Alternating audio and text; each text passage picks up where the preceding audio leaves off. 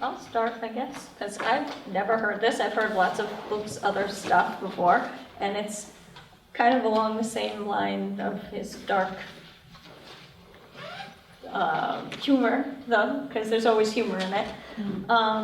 I definitely never hearing this before. I definitely feel like it's something that people would watch. It's something that keeps moving. There's a lot of action. There's no time throughout reading the script where I felt like it lagged at all. Like, there was nothing that kept you like, okay, my mind's going there, here, there. There was a lot of action. There was always, a good mix of dialogue and action at the same time. So it didn't get bogged down with dialogue, but it kept moving. There were, a lot of different places in it, but not too many, where it kept, Nick always says it doesn't have to have a lot of different locations. 12 Angry Men was just in one room, and it kept your interest. But I feel like there was just enough of different locations for the script where it was, there were no unnecessary location changes, there were no unnecessary scenes in it at all that kind of distracted from the main points, which I felt was, it really kept it moving. Also, you could tell that there was a bond between these three girls, and they did care about each other. One thing that came to my mind in the first part while you were telling, how they had known each other since they were kids, and she was doing these different voiceovers, Violet was, in my head I almost pictured like watching it on the screen at the theater and seeing like a hazy flashback of them as children, like playing, laughing together, and you could hear their laughter in the background. Cool. To kind of like almost enhance That's really cool. that bond, and just like a quick couple seconds. yeah, I like that. and like That's really cool. I don't know why, it just like in my mind I could picture that happening as everybody was reading. And I think as it goes along in the story and they struggle with their interpersonal relationships and what they each stand for as an individual, I think it would maybe lend a little bit to if you had something like that in the beginning where it's not just, oh, we were casual friends, we met sometime when we grew up, because the bonds that you form when you're younger are kind of harder to break, so in the end when they all, when Violet has to make the decision to kill, someone that she's basically known for her whole life, you have to show that there's a struggle with that, even though she's kind of really cold-hearted and detached, she's still, I feel, truly inside of her there's going to be that moment, even if it's just a moment of hesitation or something. She's still a human being, and this is still someone that she cares for. And that's like Nick always says, even the most horrific villain, you still have to there's got to be one little piece of them that you identify with a little bit, which you can see that. And the other two, like Roxanne and Chloe, they struggle with things a little bit more, but if there was that little moment of hesitation. And I mean, I think it was great. I'm hearing it for the first time. I'm really happy to see how well it's turned out. There was only really one question that popped up in my mind in the very end when the detective, I think, the guy that you played, Garrison, shows Roxanne the bag of jewels. I had thought that they turned the jewels over from the heist, even though that they botched the job. I thought you had mentioned that they turned those jewels over to Shirley and Carlito, and so that was the only thing that I thought, but maybe I didn't pick up on something, maybe I was off, I'm not sure. That just was a question I had, that was it. Other than that, I was really impressed, thank you. Oh, I do want to say one thing. It's a fine group of actors. You all did an exceptional job. You know, let's give these guys a hand. You too, Nick. So kind of follow up on what you said actually is, I agree, the flashbacks I think make it a deeper impact when everything falls apart. I really enjoyed, personally I just really enjoyed a story where you had these three women and it was about them. And all the men in the story were just like either a problem to them or a tool for them to use in some way. And I thought that was really cool. I think that as a society, America is really looking to that kind of thing right now, a lot of female empowerment. And then when they fell apart, it wasn't like some catty, stereotypical thing. It was just people, and the relationship was falling apart. I really enjoyed the suspenseful tone, actually. It always kind of felt like you weren't, like I wasn't, I even having read a good chunk of this prior to coming here, I still didn't see Violet killing Chloe coming. Like it was still something where I was like, oh my God, who's gonna come out on this? What's gonna happen? How's Chloe gonna end this? That kind of thing. I think there's one thing that kind of threw me off occasionally is sometimes the actual writing tone is switching between like kind of more like an Ocean's 11 fun thriller and like a very like Sin City noir. And sometimes there was way less noir than thriller, I think. And sometimes it like half a second it took me out. Everything went black and white in my mind, and it was like, and there I was in the car driving along stealthily, which is like a cool thing. It just kind of felt a little out of place occasionally, and I wish I had marked it when it happened. I forgot we'd be doing a little thing here, so I could actually tell you exactly where it felt weird. You were the page turner. I know. Well, I was a page turner a lot of pages, but again, it was really. It's a cool story, and this is definitely something that if I saw a trailer about, you know, these jewel thieves have known each other their entire lives, and when one job goes wrong, they have to go down the darkest path they've ever seen, you know? And like, that would grab me, and I'd say, yeah, give me my tickets at the Alamo, let's go. He's reminding me of Jason Coulis more and more. Oh, yeah. That's funny. I definitely think though that the best thing about Luke's scripts are there's nothing like them out there. And that's something that like I get so bored going to the movies because all they do is remakes or revamping something or okay, this is like the 7th, you know, installment in this series, and like, you know, it's like money makers out there right now a lot.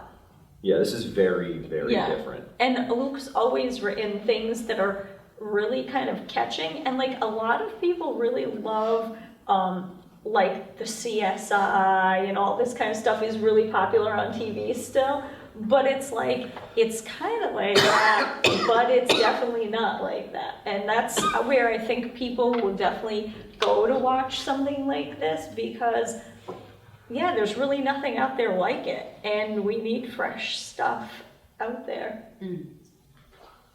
Yeah, I kind of thought the same thing. Like occasionally reading it, I'd be like, oh, this reminds me of that movie or that movie, but it wasn't like a carbon copy of anything. Yeah. Little bits of inspiration here and there create something new. More. Who else? Don't be afraid to talk. You know, he's been waiting to hear.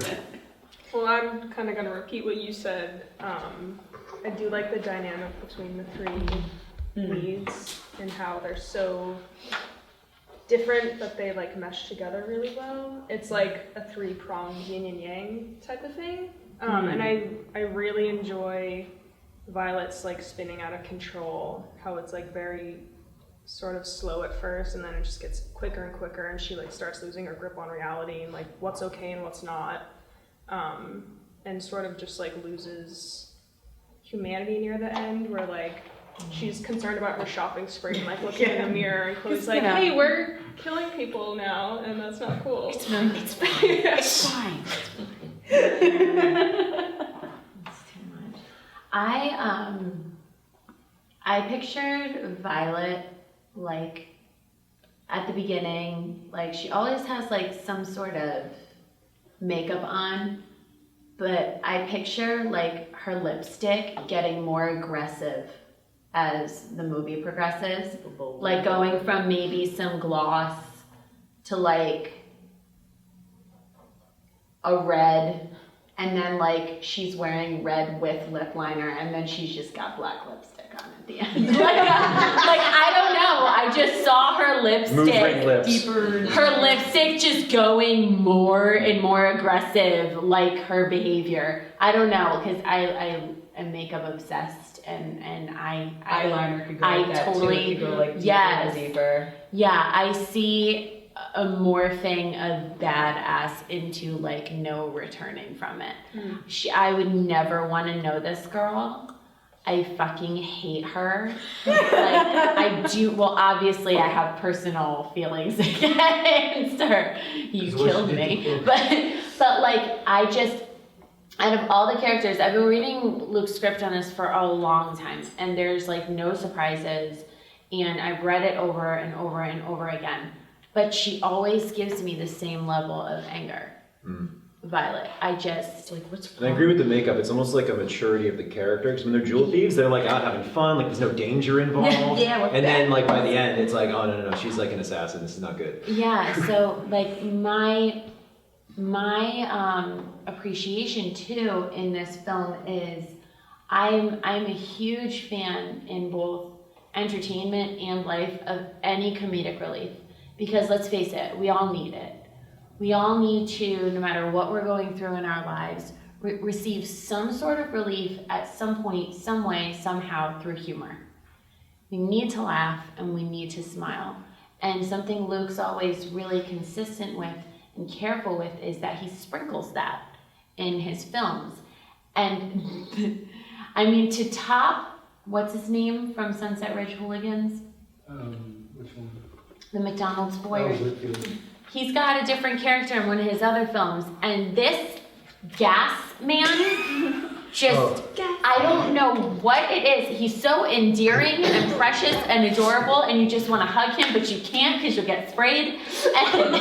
And that character is the perfect amount. It's not too little that it doesn't get the point across, but it's also, I don't think it's too much. You know, I think it's the right type of zest for this film. So the comedic relief, I think, is spot on. Your characters are all very different, yet they're able to mesh at certain points, which is also great. There was one weird moment that I've been waiting to mention to you because I don't know if it's a thing or not. From a legal standpoint, when the detectives are speaking to, I think they're speaking to Roxy about one of the detectives, or what's the other one, a prosecutor or something? Attorney. They say, an agent, they say something to her along the lines of, like, we're pretty sure because of your behavior when you saw Chloe that you didn't murder her, blah, blah, blah, but we need to talk to you, blah, blah, blah. I was like, a detective wouldn't give all that, right, Michael? I mean, I felt like, no, that doesn't sound like great verbiage for a detective. But then I also went to the other side of my brain and I said, unless he's getting her, because sometimes they try, yes. So I was like, I don't know. I don't know about that. Does anybody else have any input on that? Did it seem off to you, or did it seem like a reverse psychology thing? How did that make you feel? Did it take away and make it feel less realistic for you, or do you think that part was fine? Right along, I think what you're talking about, they just kind of automatically deduced that, you know, Chloe couldn't have done it alone because she, you know, wouldn't have killed the person. I don't think they would have. Yeah, they're like she was too. It was like inside information about the story. Okay, so do you think it was But it was kind right of, around the same, yeah. it was kind of okay then? That scene could be Because I tweaked didn't a little know. bit, yeah. I was It's one of those troubled. things I didn't know whether to point As out a or not. lawyer, I was troubled. Oh, Yeah, that's right. And I kept thinking, okay. this is not gonna hold up in court because you've laid it out way too thick. Then I thought, they know, I mean, they've got every indication. And when it's that obvious, I thought, you know what, it doesn't matter. Okay, there you go. You know, I hesitated as I was going through it, I thought, boy, I'd love to have had that level of information about an interrogation in a trial that I had. And you know you'd knock it out. On the other hand, they didn't need it. Oh. They have her, they know the three of them are together, they've got all these ties. So I thought it was okay. I didn't have any problem with it. I really, you know, at first, my instinct was, Yeah, but, felt weird. but afterwards I thought, no problem. Reading it, I'm on the line. It's after because I was reading it all, and I thought it felt like I was giving too much. Yeah. And I think maybe part of that could be assuaged by even just bringing in the detective before the very end of the film, so that at least the audience is familiar with this person. So otherwise, you have these two people just showing up and being like, "Oh, by the way, we got it all." Yeah. You know, and I think that's the only thing that felt off, is it felt way too much information to get from a dead woman on the beach and a heroin addict. That's all. They should have already been investigating a string of crimes. Yeah. Yeah, exactly. And they've heard from Jill. Jill has called them. Yeah. And told them what she's seen. Yeah. So it seems to me it's not a problem. At first I was a little uncomfortable. I think you've covered it fine. I also. Can I talk about something else? Oh, I was No, just go gonna ahead, say, I think that if you played it off as like, you know, the character that I was playing, she's such a hard ass, and there's always one good cop, bad cop, and if you kind of made Garrison almost say the lines in like, well, you know, like in a sympathetic tone almost, like, well, you know, we know it couldn't have been you because we saw how upset you were. Like take himself out of his role for a minute and be like a little, almost like patronizingly overly sympathetic, because he knows they already have, like Gil said, they already have all the information. They're just kind of playing with her a little bit at that moment. And she's so fragile, they don't even really have to go at her or anything. If they said it in like this mock sympathy kind of tone, maybe it would kind of, you know, work in that scene. Let me ask you the question.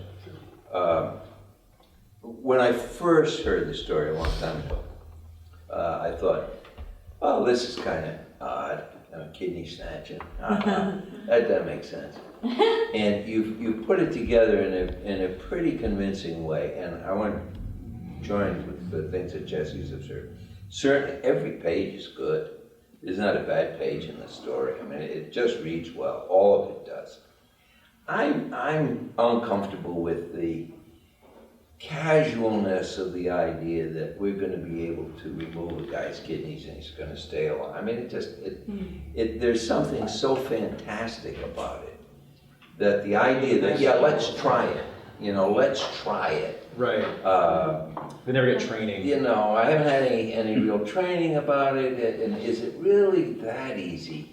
So that they thought they were going to do it all right, but they just happened to kill Ethan?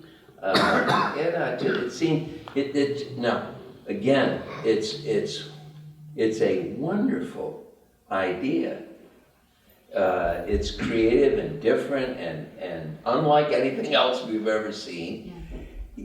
I just have a sense that there needs to be some kind of preparation. The instructions that they had to have, I mean, and it's hard to imagine it, how complete they could be. But just one little extra snippet. Yeah, it sounded like they got an Something. index card. Yeah. Like You step need one, something to make it. That's I mean, it's a gonna great be thing to point fabulous out. no matter what.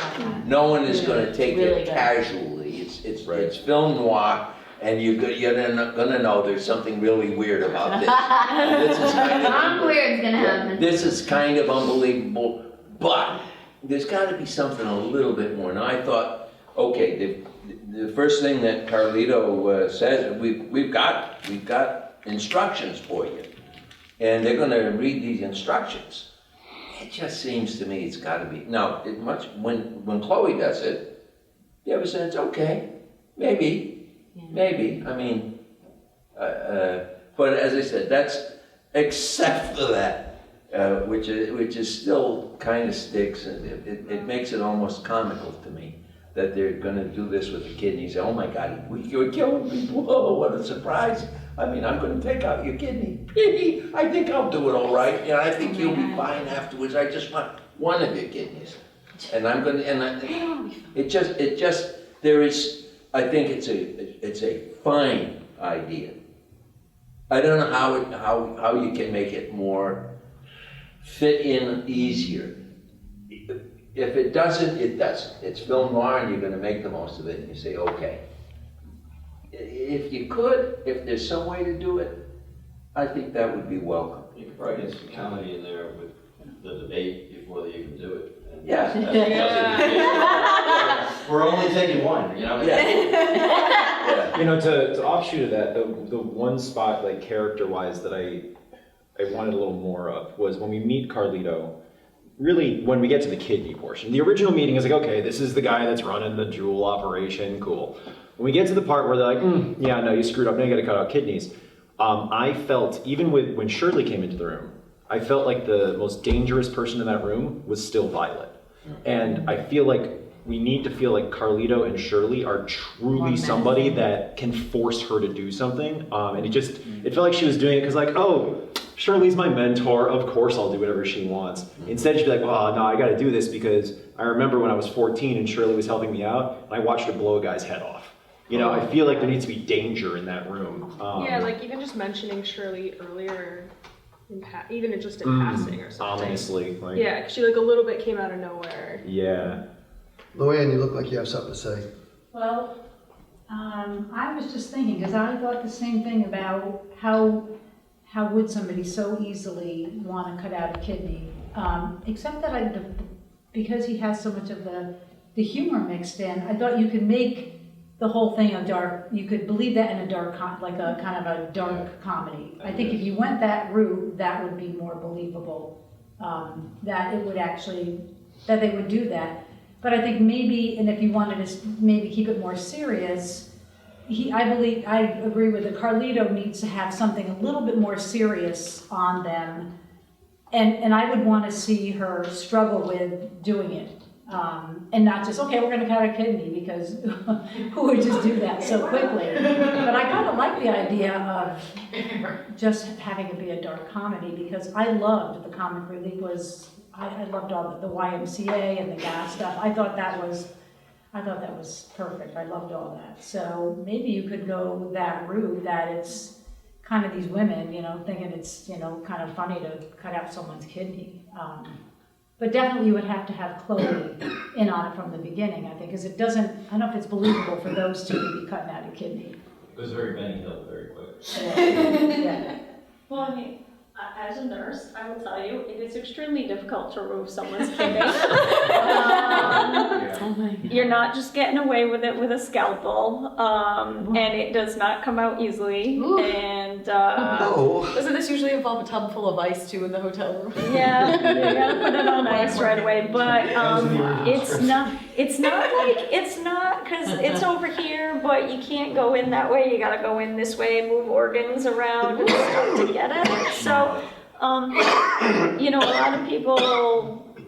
But that's just like not general knowledge though. So I think you could get away with some, like people were saying, some comedic humor out of this, like there's gonna be blood everywhere. So you're gonna have to like, oh, we bought this sheet of, like plastic from Home Depot, and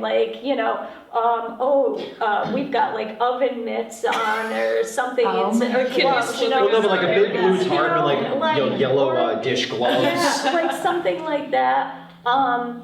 You probably, obviously you'd need to do more research, and not just a scalpel. Also, even if somebody was knocked out by putting some pill in there, there would have to be some other kind of anesthetic, because if you're cutting into somebody, it's that even if you're kind of drugged, you probably would get some response out of them.